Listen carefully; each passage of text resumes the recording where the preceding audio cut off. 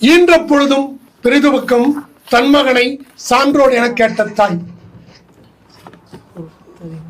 சிறந்த ராஜராஜனை பெற்றெடுத்த மனுநீதி அவர்களுக்கு இந்த சமயத்தில் நான் நன்றி கூறிக்கொள்கிறேன். நான் பெற்ற அறிவு, அடிக்கடி சொல்றது, நான் பெற்ற அறிவு இந்த சமூகத்துக்கு பயன்படவில்லை என்றால் அந்த அறிவால் பயனில்லை. பிலிம் மேக்கிங் என்கிற அறிவை சாலை பாதுகாப்புக்காகவும் இந்த விஷயத்துக்காகவும் பயன்படுத்திய திரு ராஜராஜன் அவர்களை என் சார்பாக நான் பாராட்டுகிறேன்.